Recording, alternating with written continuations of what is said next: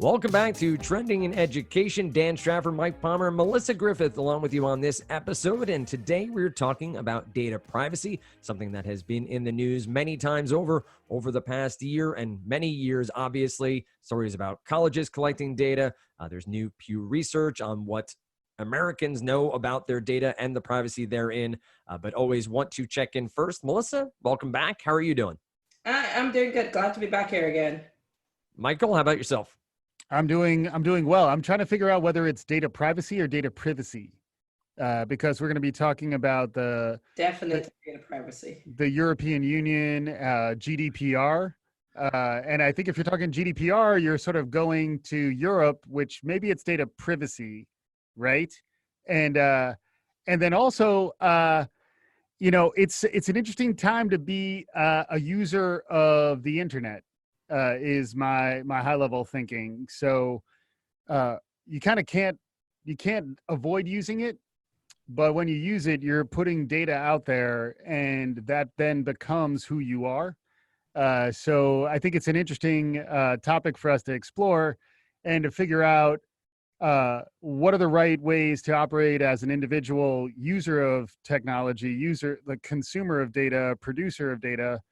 And then also to wear the hat of an organization or an educator who's trying to engage with learners who may have some concerns about how their data is used. It's a hugely relevant topic. I'm excited to have Melissa on. I'm just excited to have Melissa on, period. But then specifically to talk about something that is extremely germane to the current zeitgeist. Welcome back, Melissa. It's good to have you. Glad to be here. Definitely. Data privacy. I love to talk about it. I like to put it out there that I used to be the person that was like so protective of my data. I closed on my Facebook accounts, my Twitter accounts, and everything else, and I wanted to make sure I was not out there on the internet. And then a couple of years ago, I just realized it wasn't worth it. Like, it was going to get out there no matter what. And so I became very open.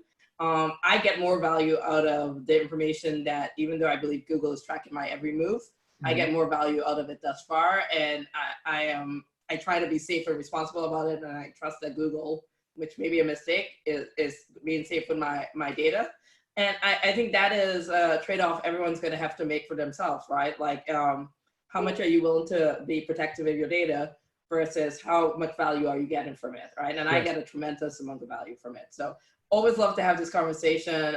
Love to talk about it in relation to just the education, healthcare, security, and everything else. Yeah, and I've heard it positioned as a trade-off between convenience and privacy, right, which I think is probably the main place. Although I think there's other ways to think about that may be even more beneficial than convenience, where like insight and clarity in terms of what you should be doing and like getting the most value, which I guess is convenience. But I think when it's positioned as convenience versus privacy, I think that may understate the benefit on the opening up your data, where like it's really not just convenient, it's also insightful, and in many ways it accelerates your progress in your life if you're willing to concede that your data is more publicly available. Interestingly, there's more movement lately, I think Andrew Yang was talking about this, to figure out the actual monetary value of our data. Right. And when we're offering our data up to platforms like Facebook and LinkedIn and Twitter, is there a way to understand the monetary value of that data, and is there a way to recognize that for the individual user? That might be a bit of a pipe dream, but there is a way that this is being understood on the corporate side that I think isn't necessarily understood all the time at the individual user side.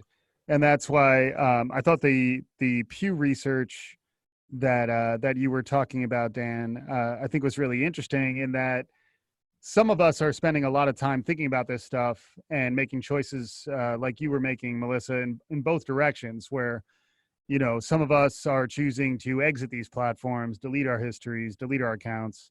Others are choosing to operate with awareness that that data is used in a lot of different ways, and are acting in an informed way when we consent to that. And then many users are just unaware Right. that these issues exist at all. And Dan, I think that was the Pew research that you were citing. I also like to say Pew, but the Pew research that you were describing. Apologies. None necessary. Well, no, None Melissa, our listeners couldn't hear her eye roll. They could hear it. They could hear that. Maybe they could. But you want to talk a little bit about that? Sure. And I think it's worth pointing out this is research from Pew Research on 4,272 adults were asked a total of 10 questions around data privacy and data at large, and largely found that less than half had any real sense of what was going on in data privacy in the US, in the world. There are questions around two-step authentication for signing into a website or maybe into your email. There was a distinct misunderstanding of exactly how data was collected via cookies, via websites. I'm sure all of you have seen, you mentioned GDPR. You log onto a website for the first time, typically at the bottom of the page, there's a question there that is asking you if it's okay for that site to track your cookies. I've gotten so knee-jerk reaction to just hit yes. Mike, you're talking about opting in, opting out of these sort of things. But Melissa, maybe if you could, I know we were talking before we started recording, defining GDPR as well, what that is, how that plays into all this, and then we'll get back to the Pew, how that plays into the entire conversation as well. So GDPR is like, as its core, is a law that was enacted in Europe to protect the privacy of their citizens. And what it wanted to do, it was a very comprehensive law. Some may argue, maybe even me, that it is extremely restrictive, right, in what a company cannot collect. And so at the core of it, it says that if a user says it wants to understand what any company is collecting on them, or wants them to delete that information, the company has a certain amount of time to actually comply with that law. And it makes sense, right? Like it is there to protect the population of Europe, and it's there to protect the people of Europe. And it's there to say, like, look, you have a right to know what you have, what the company is collecting on you, and you have a right to say the company can no longer collect that information, they need to delete it. And so in that sense, it's fair. I will argue that laws like that are sometimes so prohibitive that it stifles innovation. And I think you can see that a lot in Europe, that Europe is going to start to fall behind other countries like the United States or even China in their ability to actually move forward in data innovation, which is the next frontier in my mind in information. Yeah, and interestingly, I think a lot of multinational corporations will then try to work around the constraints of GDPR. So like they'll base their operations out of less stringent geographies to try to skirt some of the constraints that are here. And then even outside of that, some of the innovation that'll happen. You mentioned China. China is not constrained by any of this and is very actively pursuing the AI race. You know, like arguably we're beyond the space race, and we're now in this machine learning AI race with China and elsewhere. And in societies where it's more accepted that the state will understand what you're doing at all times, and that data will just be comfortably made available to any organization within your state, that opens up opportunities to innovate much faster, to access much larger data sets, and then to begin to realize more of the promise of machine learning. So I think a lot of what you're voicing there, Melissa, is certainly interesting, and it is interesting from a global competitive lens, where, like, in some ways, the European Union is going to be the most restrictive environment. The US, it has a little more flexibility, although I think there's increased interest in the US to establish more more regulation around individual data, driven maybe not exclusively, but I would say, maybe primarily by some of the challenges Facebook's encountered of late, whether it's Cambridge Analytica or the list does continue to go on, where there's many places where Facebook is in the news for dangerous reasons, or for reasons that are sort of potentially running counter to individual rights around their own data. But then you look at China as an alternative to that. China is unencumbered by any of that. So if you think about it, even from the context of learning, like if China is developed, we talked recently about Himalaya, which is China's, audio based learning platform. And it's very prevalent way in which learners in China are getting access to learning content. They're not constrained by GDPR. They're not even constrained by the regulatory climate of the US.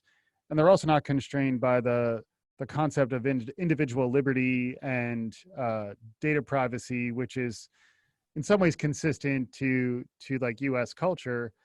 That opens up tremendous opportunities to get access to that data and then to genuinely innovate against that data. And Melissa, I'd love to hear your thoughts about that, because I think you are probably on the more you're more open to the potential for innovation around these things if the regulatory climate doesn't stifle innovation. So I'd love to hear you try to flesh out that angle. Yeah, so I will say a couple things. Facebook's actions are the reason something like GDPR exists. Like they're reactions to the same thing, right?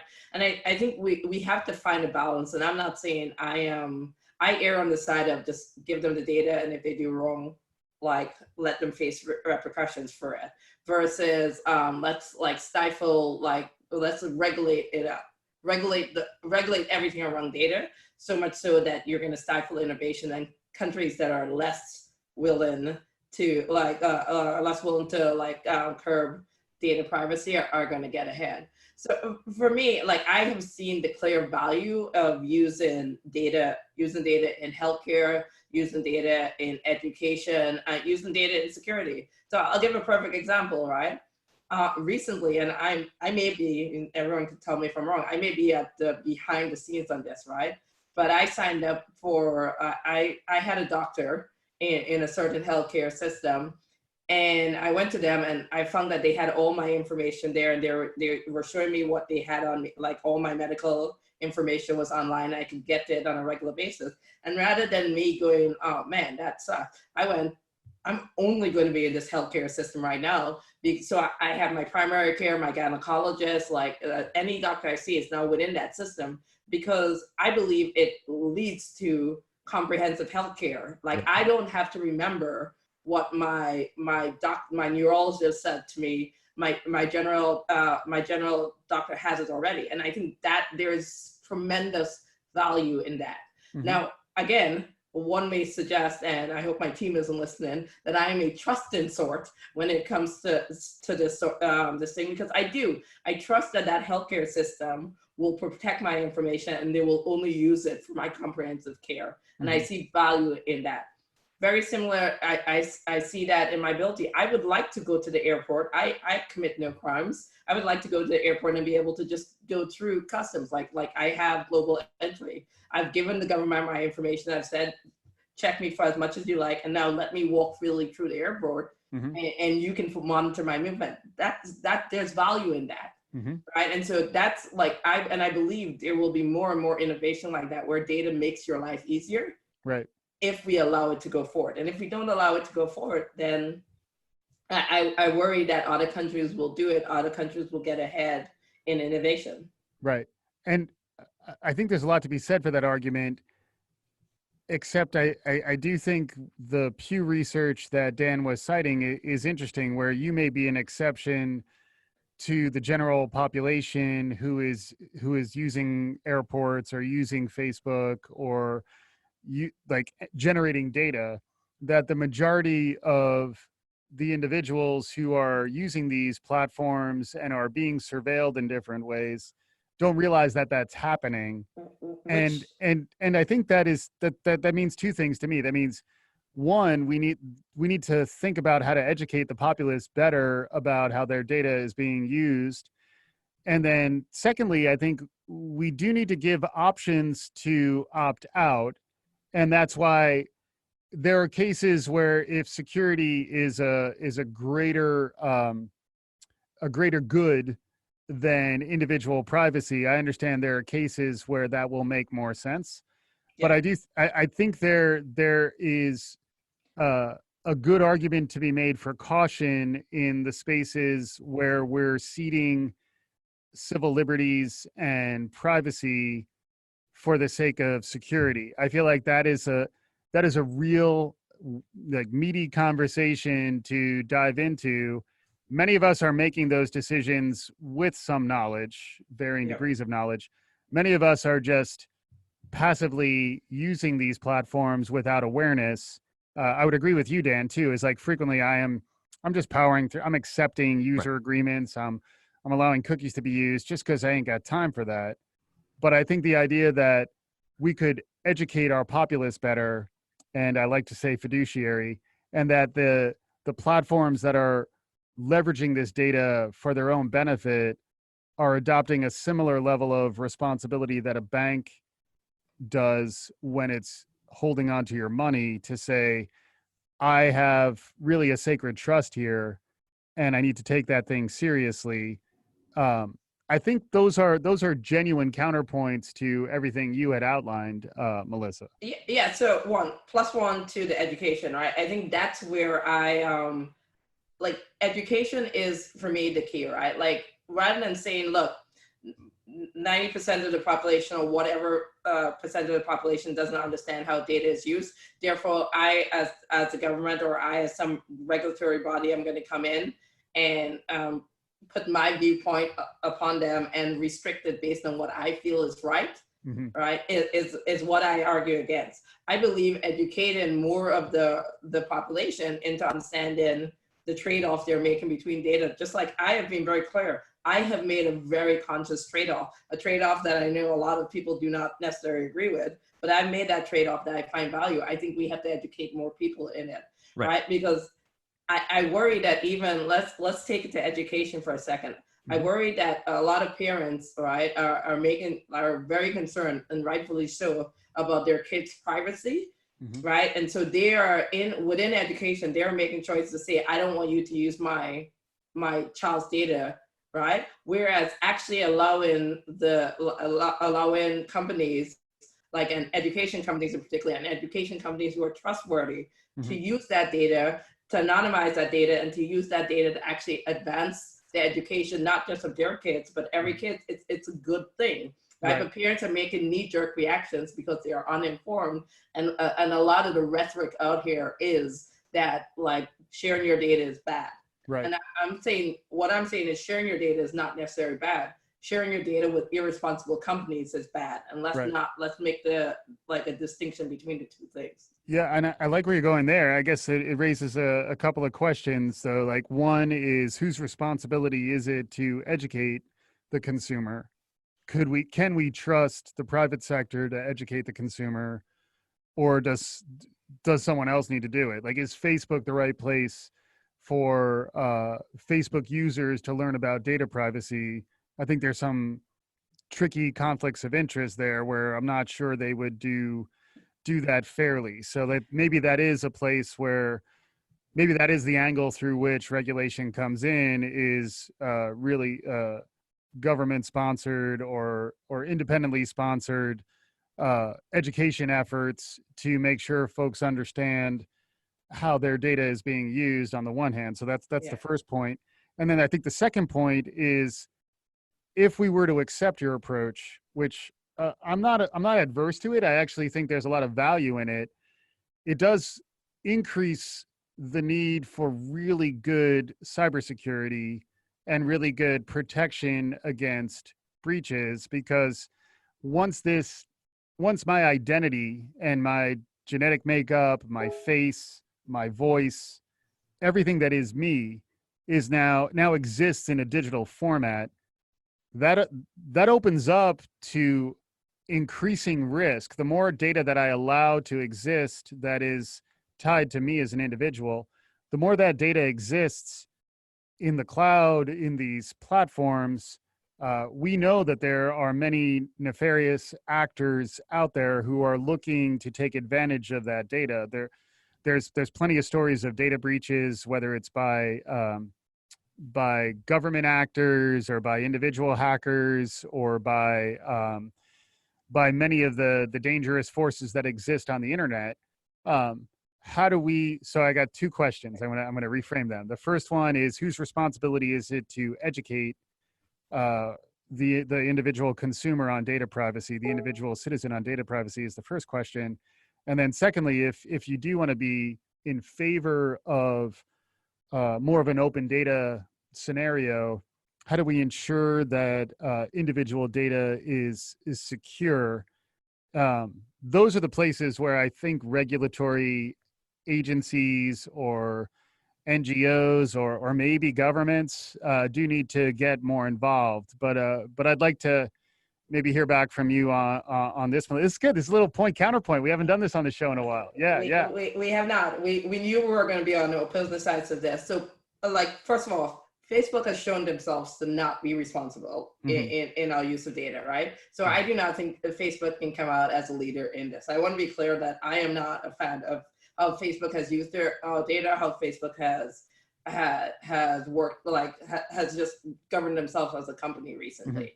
That being said, I do think they are I think it's, I believe education, and this may just be me, it's a personal responsibility.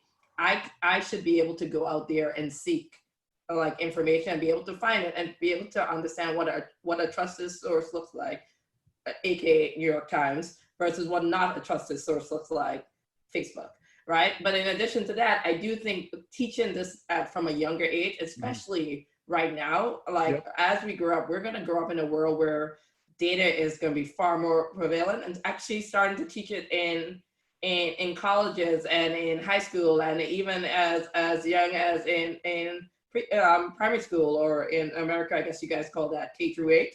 That is that's where I'll start to bring about that information. And then to your second point, yes, I believe where government does come in, and I will be a huge fan of this.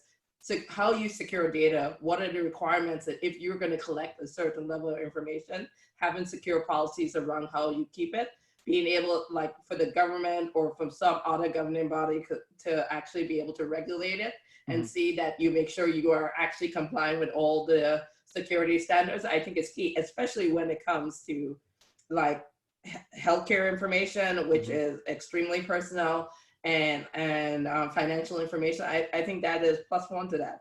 Yeah, I mean, not to. I mean, I would include also genetic information, like the level of data that is exposed to these organizations if you go on a paranoid, you go on a paranoid wormhole. Is it a wormhole? I don't know. Whatever it is. Yeah. If you go too far down that road, you can wind up just wanting to, get your tinfoil hat ready and get completely off the grid, and that's probably unrealistic.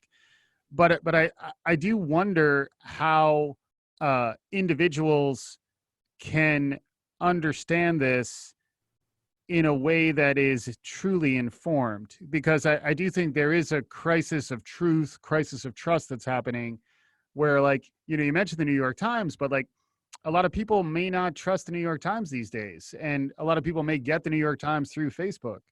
And I think the complexity through which, the lenses through which we consume data, the way we consume information, not even data, because I think information is the next level beyond. The data just exists, and then the information is more once there's a lens of understanding that's applied to data, then it becomes information. And then how do we train that, and how do we make informed decisions in an increasingly complex world where like there's always the option of exiting these platforms, and many of us are doing that. But we're also entering this phase where many of these platforms are difficult to exit because there aren't many other options. So like if you want, sure, you could stop using Facebook and Google and Amazon, but like then the trade-off between privacy and convenience starts to get to be pretty painful. And I'm not sure that the marketplace is going to necessarily going to be able to uh, respond to these pressures. So like Facebook's going to be doing everything it can to reestablish its prevalence and continue to grow. I'm not sure that viable alternatives are going to be able to emerge unless there is a critical look, and it does look like that is potentially coming in the US, that's a critical look at some of these actors to have some sense of accountability and some sense of advocacy for the individual, particularly if the individual may be uninformed and doesn't really have access to the education that we're describing. You know, like there's a huge need for this education, but you know, we full disclosure, there's a, you know, Graham Holdings company, CyberVista, that's focused on educating aspiring practitioners of cybersecurity. That's an emerging field. Like that is we're very much in the early stages, and generally, like the way the law works, it responds to bad actors, right? And the bad actors act first, then the law catches up, and then the education catches up. I just think it's a place where being fully aware of the risk is a service that organizations like ours and individuals like us should really take on, even if we're sort of on your side of this argument, Melissa, which I think I probably am. Like I'm very hopeful about the promise of machine learning, but and AI and like leveraging this data to do great things. But I feel like if there are no checks on it, I'm concerned that things could break bad, and that the popular consciousness is going to almost overreact to become overly stringent. And I'm just not sure how we get out of all this. I think a first step, and we talked about it before we started recording, is legislation from Oregon Democrat Senator Ron Wyden, which is being dubbed the Mind Your Own Business Act. But it is strictly, mainly targeting Facebook in reaction to some of these problems Facebook has had with Instagram and the WhatsApp. But the proposal here is to charge 4% of the annual revenues of the companies who are seen to improperly handle private data of their users. So not a fine of some sort from the FTC, but going after them on their annual revenues and charging them a large price there. But also the legislation goes further in wanting to offer consumers one-click ability to opt out. So being able to say, no, I do not want this done. And then even further, making for major tech products to have a privacy-friendly section to it that allows for quality interaction while still getting the privacy. So whether or not this comes off the ground, Mike, to your point, whether this becomes legislation that gets passed, the discussion is happening. The reaction is happening to what Facebook has been doing and to what could be out there. I will also, you talking about the idea of genetics being out there, my personal information being out there, but also the idea of YouTube videos and even this podcast, that all of that's connected to my name, and the idea of deep fakes that are growing in the world, that could all be connected, never crossed my mind. But now a little bit of paranoia may have set in that one day I could be saying things I never said before out there on a podcast that I don't even host. Yeah, So I mean, a little paranoia is healthy. And I mean, if that's one thing to take away from this show, it's like a little bit of paranoia is healthy, but like hiding in the bunker and not engaging in life is dangerous. I think if there's one takeaway, it's that, for me at least, it's that we need better education about all of this, and we are a learning and education podcast. And you know, I do share some of your concerns, Melissa, around the government regulating this, based in part on what I've seen from some of the Senate hearings that where truly uninformed senators are asking really simple and kind of like dumb questions about even the business model of a Facebook or a Google or an Amazon.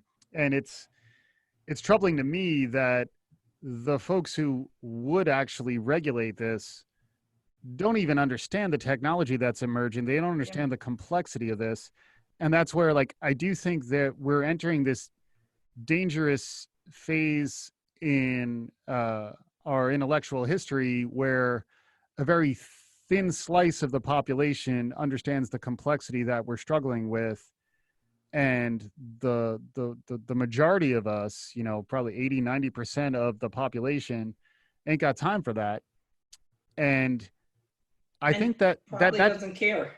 Yeah. So, but and how do we grapple with that, and how do you develop the products and services that generate value there, when in many ways it's almost like a mindset shift that the majority of folks just don't have time for? So lest I be seen anti-government, which I am not. I believe the government will eventually, like, more and more people who understand this will eventually start running for Congress and Senate, and there will be a more informed government. And to the extent that it becomes much more of a prevalent thing in our society, for sure that will happen. So I do believe in time government regulation will be able to catch up. My general worry, right, when it comes to all of this, it's like, I don't, like, for me, and I said it at the top of this show and I'll say it again, the trade-off is not worth it for me at this point. Like, I believe that, like, what I get from, like, allowing my data to be out there is far more valuable than what I get, like what I lose in the risk, right? That being said, like, I, unlike Dan or anyone on this show, does not have a, like, need for prominence, right? And so, to the extent, Dan, that someone took over my voice or my likeness, like, yay you, like, good luck with whoever cares about it, enjoy it, use it, have fun with it, let me know how it works out for you. It's the way I generally feel about stuff. It's kind of like, it's a corollary to there's no such thing as bad press. You're saying there's no such thing as a bad deep fake. No, I'm just saying that deep fake in me, I don't know what they'll get out of it, but maybe they'll use it. Maybe they'll use me to commit a crime, and then I will be sitting in jail somehow, saying, "I'm sorry, I didn't understand how bad this was for me." Right. So I may be encouraging people to do that right now. I'm not, but like. Well, I guess, I mean, if I'm hearing you right, you're saying, like, there's a lot of concern about hypothetical threat. Yeah. And when the actual likelihood of those risks impacting an individual is really small. So you're saying, if you do that calculation, the benefit of being maybe a little more on the trusting side of the equation will net out more positive than being overly risk averse and conservative about how you engage with these platforms and your own data privacy. Yeah, and what I will say, and this may be taking it a step too far, but I will make it not a point, right? Like, I think most companies, not all, and like, there are companies out there that act in good faith, right? And act in good responsibility. So I have had my identity or my credit card or my ID stolen 3 or 4 times, and every time it's happened, either American Express or Chase or someone else, they have caught the issue and they have acted responsibly. Right. I think, and again, they may do it because there are so many, like, there are regulations out there to tell them to act responsibly. That's what I think needs to happen with the use of my data. Right. Like, if a breach occurs that you didn't secure my data, like, you should be penalized, or you should do everything to make what has happened to me right. And as long as you do that, I will continue to trust you. I've never left American Express, or I'm not left Chase because my data has been breached. I never will, because they always counterbalance it. Yeah, and that's in some ways gets back to, the power of the marketplace and the ability to opt out. Like, if there are other solutions that can provide you the same benefits that are more protective of your data, then as a consumer, you have the option to switch. I just think it does tie a little bit to your point earlier, which I thought was a really great one, which is once your data is in one platform, it's less likely that you're going to move. So like once you get the benefit of your data being on this platform for many years, they're accumulating more and more data, it increases the risk of a breach, and it decreases the likelihood that you will actually opt out because you have so much invested in your data being on that platform. So I agree that like ultimately an informed consumer will make good choices. And if the brands you're working with are not protective of your data, you have the freedom to exit. But I wouldn't necessarily accept that there's not a role for regulation around these activities. I'm just not particularly confident that will come out of our Congress, considering some of the challenges that our government is facing these days. I just don't think they have time for this either. Yeah. So my closing point on this topic is this, right? Like with innovation, right? With innovation, I think a lot of what you're saying goes away. Like I will be more willing to move to another company if a company has more like overwhelming value than, let's say, Google is providing to me now. The problem is if we put too much regulation on data privacy and on data innovation right now, I don't know where the next innovation is going to come from, because only companies who can lobby really hard or companies who can like spend enough money to secure the data are going to win. Are going to stay in this game. And that is my worry about stifling innovation. So I do think the government does have a role to play in it. I think the rules around security and around enforcement of security regulations. Mm-hmm. Yeah, and just to close on this end, I would say two things. One is this entire conversation reinforces the importance of education and the importance of informing all of us. None of us know this 100%. Look for trusted actors who are genuine in their desire to provide good learning outcomes for all of us, because this is stuff we're all learning on the one hand. And then I think the second part is I'm not convinced that we have mechanisms in place to regulate this stuff. So the regulation in some ways may be more dangerous than the marketplaces themselves. So I'm not sure the right way to solve that, but I would be curious if any of our listeners, or maybe we could bring in some experts who have new models that will establish standards, so that all learning data is adopted in a similar way. It's anonymized in a similar way. Reminds me of the way sort of internet standards have developed. Those were somewhat governmental in their nature, but are there ways in which at least the data standards themselves can assume some conventions so that it's no longer proprietary data, it's actually more open and more transparent, so that if you do need to move from one platform to another, there are mechanisms that allow you to take your data with you, because your data really should be your own ultimately.